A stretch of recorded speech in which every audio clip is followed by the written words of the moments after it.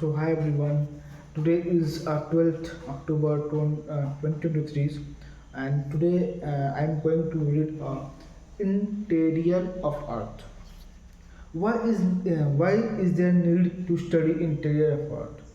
Whatever the process are taking place on the surface of the Earth, their force leaves with the bed of the Earth. Example: volcanoes, tsunami, landslides, earthquakes.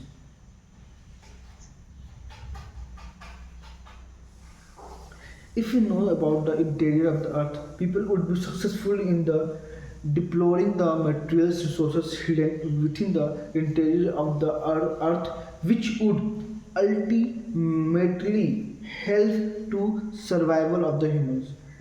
Survival of the humans. Example: meaning of mining of irons or lithium, coal, etc. The atmospheres in which we are living has been borne out the interior of the earth. Whatever there is a volcanic activities, a lot of other gases are released, which ultimately has impact the human survival. Evolution of the earth. First stage, approximately approximately approximately approximately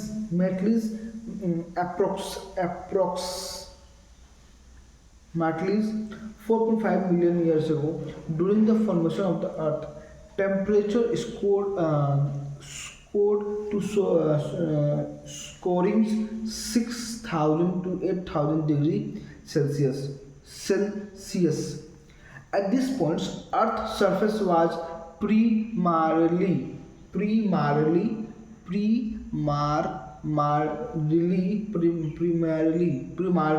in the gaseous state. As the Earth gradually cooled during the formations, a temperature being decreased. With the decreased temperature, the gaseous material started destinating into the liquid state and eventually solidifies. The outermost layer being to cool and solidify and giving to the earth what we know as the earth crust. During this stage, the crust had thickness ranging from 5 meters to 1 kilometer. As a plane cooled and the radioactivity element like uranium, thorium, we are concentrated in the earth interior. This radioactivity element underwater decay and release the substantial heat and the resulting in the volcano activities. Volcano eruptions explain magma from the earth crust which solidify and incorporating rating the rating the metallic and the mineral forming what we call the ash sills.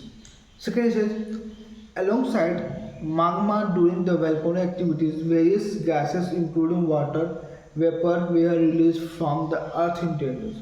Water vapor upon release condensed to form a calculed interior of the rainfall. This stage is known as the Chamberlain and Taco and volcanic stage. During the period of intense velocities activity, significant amount of carbon dioxide were released, released along with the other gases. The cloud condensed and the coalesced become the denser over the times. The primary component of the early atmosphere were the carbon dioxide with a small amount of emerging nitrogens. Third stage, referred to as the deluge stage, the period witnessed continuous rainfall for the millions of 8 years. The retailness and the rainfall rail depression and the creating the oceans which elevate the acres become a continents. The excessive carbon dioxide in the atmosphere was deposited into the oceans, turning them into the carbon skins. Final stage, the change in the ocean's temperatures facilitated the emergence of life and particularly carbonic bacteria, benches, and the oceanic surface. The carbonic anaerobic in the nature post the colorful and the pigmentous notables and the chlorophyll enabling and the photosynthesis through the photosynthesis carbonatia release the oxygen into the oceans leading the emergence of small plants through this stage nitrogen was a percent in the atmosphere. The emergence of the gas not linked to the carbon dioxide, but also include the hydrogens, helium, and played in the crucial role. Hydrogen and the helium rising to the upper layers of the atmosphere marked as the evolution of the Earth and atmospheres. Exploring the Earth interior, older perspective, traditional view, the viewpoint described the Earth interior as having the distinct layer. The outermost layer primarily consists of silicas and aluminums characteristic of the lighter layer of the earth structures structures much of the earth continent and the compress of the layers which predominantly feature the granitic as a prevailing rock type just within this two our layer of this exists the comprehensive denser layer and the compressed silicas and the magnesium often refer to the soil and it suggests that earth ocean are primarily composed of the silica magnesium layer with the blast and the dominant rock types. The third layer resides deeper within the earth and the composed in the nickels, irons, and is significantly denser compared to the previous layers. Modern perspectives.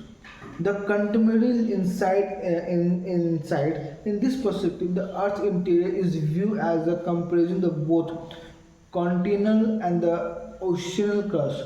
The oceanal crust represent the portion of the continental crust and submerged beneath waters. A region with the extensive continental slabs are renowned their trading energies and the potential tourism and the attractions. The ocean crust, although thinner than the continental counterpart, is denser, and the continental crust primarily consists granite, while the ocean crust is primarily composed with the basalts.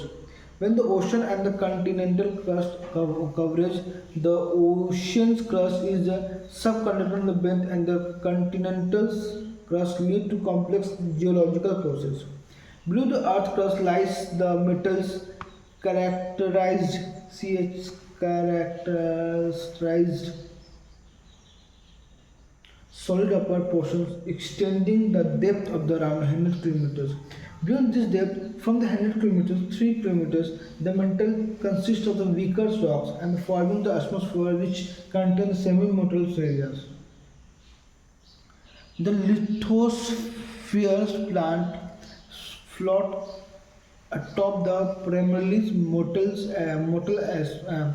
atmosphere, and this plant move as a occasionally shift abruptly and the seismic activity such as the earthquake occurs.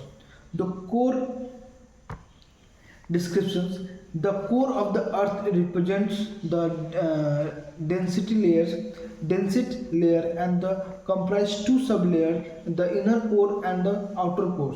The inner core is solid in the nature, and while the outer core is a liquid or semi-liquid state. This insight into the earth interior provide a deeper understanding of the composition,